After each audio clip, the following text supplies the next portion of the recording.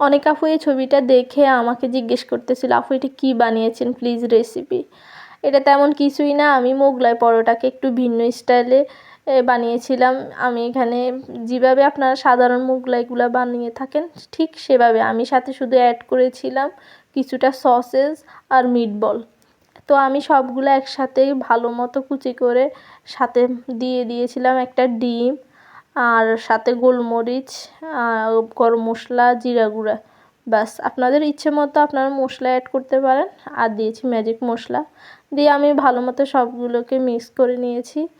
তো মিক্স করার শেষে আমি এটা এক সাইডে রেখে তো আমি বড় করে একটা পরোটা বানিয়েছি। এখন পুরোটাই দিয়ে দিব যেন একটাই সবার হয়ে যায়। আমি অনেক বড় করে বানিয়েছি। এখন ভালো মতো ছড়িয়ে ভাঁজ করে নিব সুন্দর মতো। ভাঁজটা একটু পারফেক্টভাবে না করলে ছিঁড়ে যায়, আমি একটু বেশি পাতলা করে ফেলছি তাই একটু ছিঁড়ে গেছে। তো এখন আলতোভাবে উঠিয়ে তেলে দিয়ে দিব। আর একটু সুন্দর এবং খেতে ভালো হওয়ার জন্য আমি এখানে কিছু সসেস উপরে দিয়ে দিয়েছি। এটা দেওয়াতে খেতে অসম্ভব মজা হয়েছে আর দেখতে অনেকটা সুন্দর হয়েছে, লোভনীয় লাগছে, মনে হচ্ছে অন্যরকম একটা মোগলাই খেলাম। খেতেও ভালো লেগেছে। এখানে বিভিন্ন মিটবল সসেস দেওয়াতে মোগলাইয়ের টেস্টটা অনেক বেশি ভালো হয়েছে।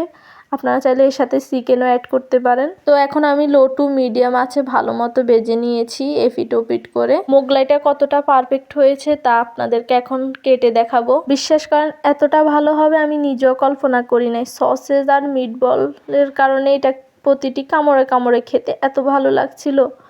আমি বানানোর পর সবাই বলতেছে যে এইভাবেই সবসময় এখন থেকে মোগলাই বানানো হবে।